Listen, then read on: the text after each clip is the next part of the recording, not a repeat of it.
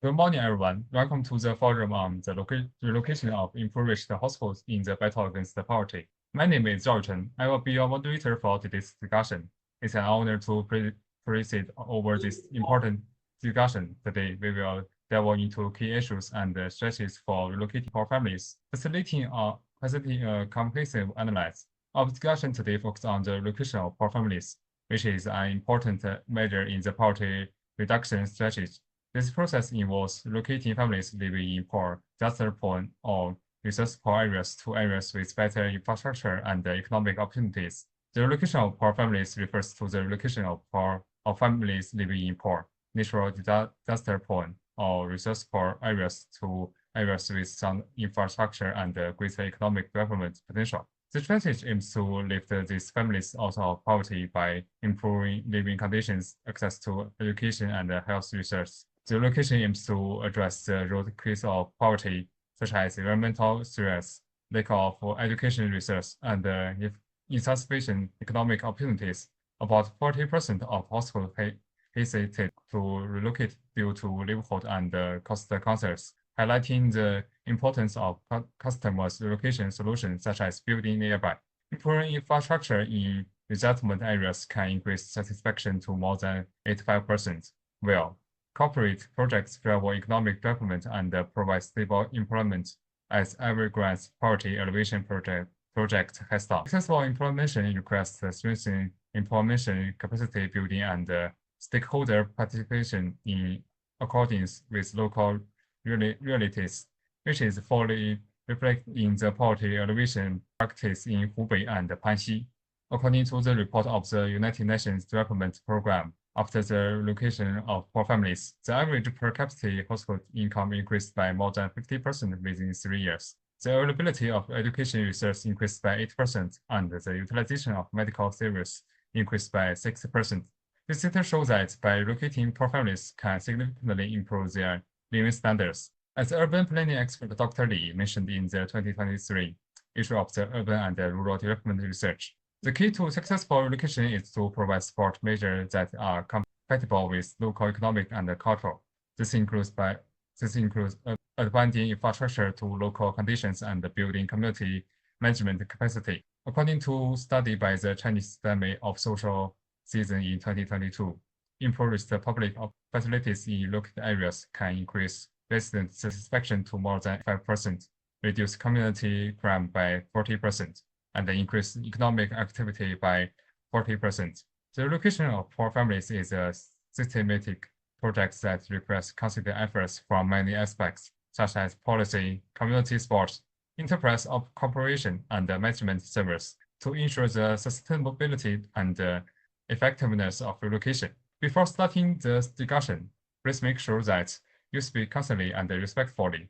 We hope that this discussion will take place in an atmosphere of respect and cooperation. To kick this off, let's go around and have each person briefly introduction themselves.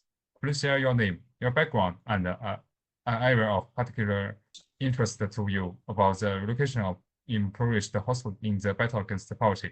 I'm Naomi, a sociology student from UKM. I'm keenly interested in poverty alleviation relocation communities.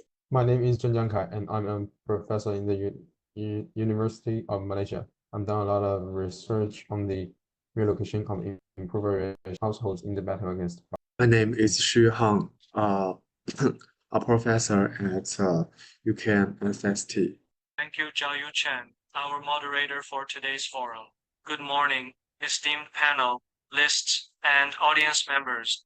My name is Hu Xing, a UKM doctor. I'm happy to be here today to discuss the critical topic of the relocation of impoverished households in the battle against poverty. My main focus is on a point that I believe is crucial for the problem of policy: disconnect between policy and implementation in the poverty reduction process. Thank you for this introduction. Let's get into our first topic: how to ensure the long-term stability and well-being of relocated families by optimizing community wellness, public facilities, and management service. I'd like to invite Li Xiaoning to start us off. Thank you, Zhao Yuchen, our moderator for today's forum. Good afternoon, esteemed panelists and audience members. I'm delighted to be here to discuss the significant topic of the relocation of impoverished households in the battle against poverty. Today, I will focus on key issues in poverty alleviation, relocation communities, community mass-will, public service facilities, and management service. Addressing this is crucial for relocation success and the well-being of the relocated poor. My main point is key issues in poverty in community-related poverty alleviation, relocation, community mass-will, public service facilities, and management service are issues for successful poverty alleviation relocation.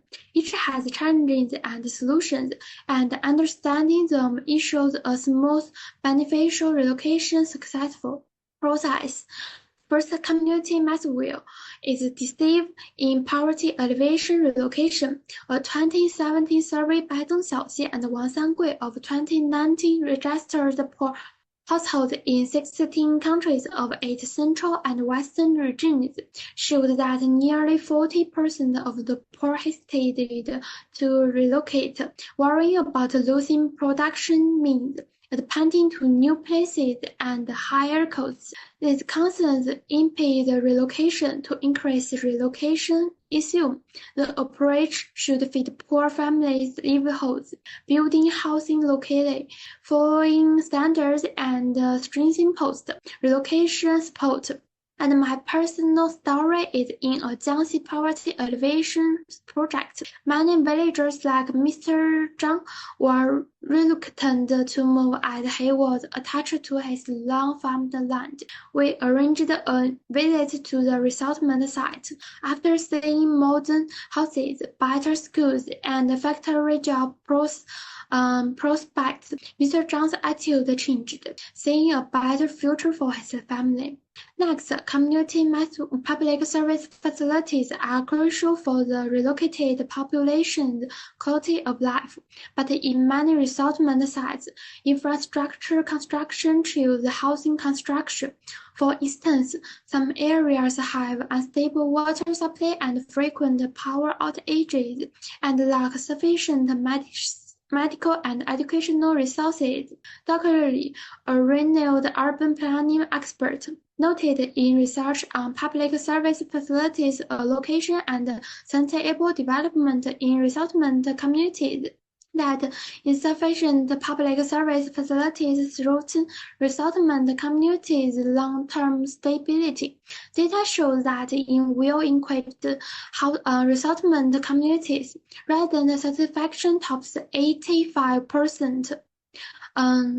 Their economic activities are up 30%, like in one community where new facilities supported over 200 jobs. Also, the crime rate dropped by 40% due to better security and neighborly bonds.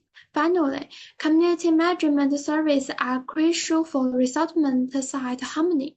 Some sites have low-level management, locking pros, and facilities.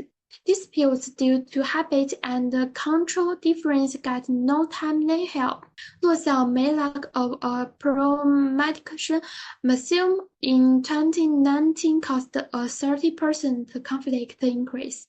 In 2022, CASS research on 18 SW China sites found poorly managed sites had 15% more conflict reports, while managed sites averaging 8 monthly conflicts, with 12 in poor managed ones. Sites short of pros had 40% more serious conflicts with a mediation museum. 70% of conflicts were resolved in 2 weeks. We had 30% without or benefit community harmony. In conclusion, to enhance poverty alleviation relocation, we must focus on 3 aspects: strengthening community mass-will, accelerating the construction and improvement of community public service facilities, and enhancing the level of future for the relocated impoverished population, ensuring stable poverty alleviation and promoting social harmony. Thank you. Okay, Li Xianing. Based on your expression, I want to know how can we rapidly improve the level of community management service in resettlement sites? Thank you for that insightful question, Zhao Yuchen. In my experience, hiring more professional managers helped. 2022 CASS study showed fewer managers lead to 14% more than 50 households. Conflicts dropped 13%. Mr. Wang, a newly hired professional manager, organized the activities and set up a hotline, improving the community. This matches the study's finding. Second, how can we improve the shortage of public service facilities in resettlement sites in the short term? In my experience, seeking extra donations can be helpful, and this is supported by Dr. Li's research on public service facilities allocation and sustainable development in resettlement communities. For example, in a resettlement communities in Yunnan, with the help of a charity organization, the community received donated ultrasound machines and other medical equipment. The number of residents choosing to see a doctor locally increased by 15%, and the satisfaction of 30% of the residents improved. This is similar to the positive impact of increased resources mentioned in the research. Okay, thank you for those insights. Now, I'd like to call upon Deng Jiangke to share with us his views. Okay, thank you, Zhao Yuchen. Good afternoon, everyone. I'm very honored to be a panel member on the relocation of impoverished households in the battle against poverty. Today, I'm going to focus on the important role that business play in the relocation of impoverished households in the battle against poverty. Business in the battle against poverty can stabilize, enhance the economy of the location, provide jobs, and promote cultural compatibility. When displaced people move out of poor areas, how do they change the poverty situation, and how to promote the economy of the relocation sites? Business have an important role to play. First, enterprises in China, under the leadership of the government, cooperate with the government to open new projects in poor areas. Here are three keys to support the important role of business. 1. Foster economic development. 2. Create employment opportunities. 3. Enhance social integration. 1. Promote economic development. Enterprises have opened new projects in relocated areas, providing strong support for regional GDP development. For example, from the People's Daily, the report dated September 2018, Evergrande Group has donated 11 billion yuan to a poverty alleviation project in Bijie, Guizhou Province, helping more than 1 million people out of poverty. 2. Provide jobs. In relocated areas, it is to increase the scale for the development of enterprises, and at the same time, the demand for labor will increase, and the relocation population will get a steady job, get out of poverty. Since 2017, Henyang County has lifted most people out of poverty by collaborating with Guangdong enterprises to provide jobs with a minimum monthly salary of 1,500 yuan and offering skills training to 2,400 people. 3. Enhance social integration and culture. Enterprises enhance social integration by organizing activities to enable relocated people to interact with local people. Interaction can eliminate prejudice, promote social inclusion, and create more economic and social opportunities for both sides, thereby achieving sustainable poverty reduction goals. From the report of National Development and Reform Commission of PRC, dated March 3, 2021, the Poverty Alleviation Program in Inner Mongolia sets up 192 cultural enterprises, promoted cultural exchange between Han and Mongolian ethnic groups, and developed traditional handcrafts, reducing the poverty rate to 0.2%.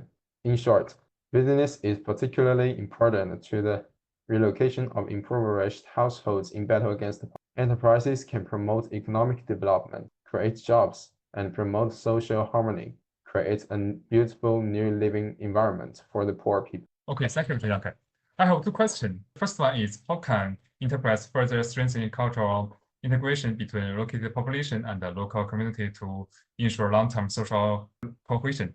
Thank you, Zhao Yuchen, to ask me valuable question. In my experience, we can respect and integration into local culture. In the process of project implementation, enterprises respect the local history, culture, and the costumes, actively participate in the community activity, and promote mutual understanding and trust. For example, Alibaba groups have provided more than 100 billion yuan in loans to 2 million users in poor countries, and plans to invest 10 billion yuan to education, e-commerce, health, and other fields from 2017 to 2022. By creating Taobao Village, farmers can encouraged to sell online and promote the economic and the cultural integration of the relocation population with the local community. It is in line with my ideas. Okay, the second one is, what additional strategies could be implemented by enterprise to maximize employment opportunities for relocated individuals, especially in regions with limited economic activity? In my experience, companies can create more opportunities for relocating people by developing special industries, providing skills training, and supporting enterprises. For example, according to the NDRC report, Xilin town of Changning City, through scientific planning, the development of characteristic farm industry, leading the development of planting economy in the mountains, 96 households in the achieve poverty alleviation. Okay, thank you, Zhang Kai, for such a clear description. Now it's time for our third panel member, Xu Yuhang, to present his views. Thank you, Zhao Yuchen, our moderator for today's forum. Good morning, everyone. I'm very honored to be a panel member on the relocation of impoverished households in the battle against poverty. Today, I'm going to focus on the important role that messes problem in the relocation of impoverished households in the battle against poverty. The masses are the foundation of poverty alleviation, and how to make the masses relocate smoothly is a problem we must consider. The masses are an important part of poverty alleviation, and that is exactly what we are going to discuss today. So I recognize three key points in this activity. 1. Accurate identification of poor masses. 2. Enhance satisfaction among the masses. 3. Scientifically and reasonably select the relocation address. Supporting detail 1. Accurate identification of poor masses. Firstly, according a press conference held by the Information Office of the State Council at 10 a.m. on April 6, 2021, in poverty alleviation work in poor areas, the weak link is poverty identification, which is a dynamic process from the intention of identification to relatively accurate and then to quite accurate. There is a process removing the poor households that did not meet the requirements and including those that did not meet the requirements at the beginning. Since 2017, it has been dynamically adjusted every year, and through this process, it has been continuously improved and more accurate. Supporting detail 2, enhance satisfaction among the masses. Secondly, in the process of relocation, we should improve the satisfaction of the masses. and strengthen social construction with focus on ensuring and improving people's livelihood. Mass, mass satisfaction is an important indicator for the assessment and evaluation of poverty alleviation work and improving the satisfaction of the masses in poverty alleviation is a practical test for the team members to truly strengthen politics and dare to take responsibility. Excerpted from How to Improve the Satisfaction of Masses in Target Poverty Alleviation in Villages. Hao Juntao written on April 9, 2019. Supporting detail 3. Scientifically and rationally choose the resettlement methods of the masses. Finally, where to move is the most concerned issue for the relocated people, and it is also the key to whether they can get rid of poverty after relocation.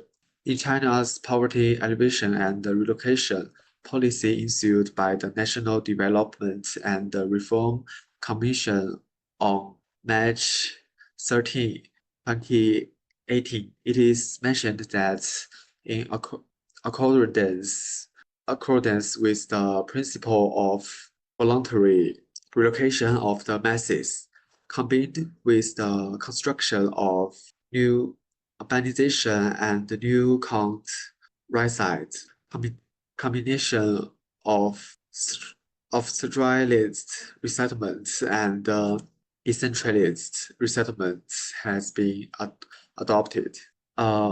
Closing remark. In short, the masses are very important in the process of relocation, and the smooth relocation of the poor people has a far-reaching impact on the entire process of poverty alleviation. Thank you for listening. Okay, thank you, Xu Hao. Can you share with us how to ensure the employment of the relocated people? Thank you for that insightful question. According to Dr. Li Hua, employment is the key to the stable poverty alleviation of the relocated people. The government will solve the employment problem in a variety of ways, including first one, developing industries in the vicinity of resettlement areas. Second one is provides employment training. Third one is set up public welfare posts. Okay, thank you, Xu Hao. One more question. How to protect the original land rights and the interest of the relocated people?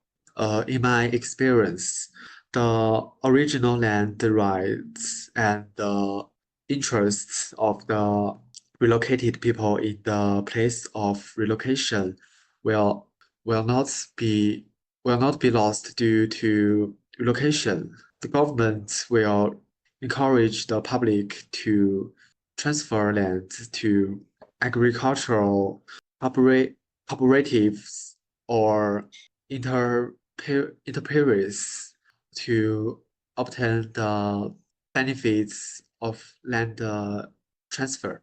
Okay, thank you, Xu Hao, for your interesting explanation. Now I'd like to call upon Hu Xin to share with us his views. Thank you, Jiayu Chen, our moderator for today's forum. Good morning, esteemed panelists and audience members. I am happy to be here today to discuss the critical topic of the relocation of impoverished households in the battle against poverty. My main focus is on a point that I believe is crucial for the problem of policy: disconnect between policy and implementation in the poverty reduction process. Poverty alleviation is inseparable from policy support, but in the government is sometimes out of touch with reality in the process of poverty alleviation. The government's actions cannot be carried out well. How is the policy implemented? How should this be implemented? This is a very important question. I recognize three key points in this activity. One, aligning policies with local realities is crucial. Two, capacity building for implementers plays a significant role. Three, stakeholder engagement throughout the policy process is essential. Firstly, aligning policies with local realities is crucial for effective implementation. Tailored approaches ensure policies become more relevant and lead to sustainable outcomes. Regions that ignore local realities often face setbacks in achieving their objectives. According to Lish AXU and Yan Lai in their study on rural HUI, policies tailored to cultural practices, geographical constraints, and the socio-economic conditions led to a 30% drop in poverty rates within 3 years. In contrast, areas where policies ignore the local realities experience setbacks, with 10% of households relapsing into poverty. Secondly, capacity building for implementers plays a significant role in successful policy implementation, providing targeted training, educational initiatives, and the tools can significantly improve outcomes by addressing challenges and resistance among stakeholders. Empowering implementers ensures they have the skills and resources to bridge gaps in policy adoption. As highlighted in the paper, influencing factors of peasant households' willingness to relocate to concentrated residences in mountainous areas. Evidence from rural southwest China by Jiaze Hong and colleagues. Targeted training programs have increased successful policy implementation rates by 20% in similar settings. In the Pan-Xi area, 56.54% of households were willing to relocate, but 20.98% were unwilling, demonstrating the importance of equipping implementers to address resistance effectively. Lastly, stakeholder engagement throughout the policy process is essential for achieving impactful results. Collaborative efforts ensure that policies are inclusive, practical, and aligned with the needs of beneficiaries. Engaging diverse stakeholders promotes accountability and bridges the gap between policy design and execution. As discussed in the paper Centennial Exploration of Anti-Poverty in China by Xiaoji Wang, Ya Zhou Wang, and Yai Kuang Wu, stakeholder involvement was pivotal in China's success in eradicating extreme poverty by 2020. For instance, during the targeted poverty alleviation campaign, over 800,000 officials worked directly with local community, leading to the eradication of poverty for nearly 100 million people in just 8 years. In conclusion, by aligning policies with local realities, building capacity among implementers, and engaging stakeholders throughout the process, we can significantly mitigate the disconnect between policy formulation and implementation. These strategies, supported by empirical evidence from the mentioned paper, offer a comprehensive framework for enhancing policy effectiveness and achieving desired outcomes. Thank you. Okay, thank you, Hu Xing.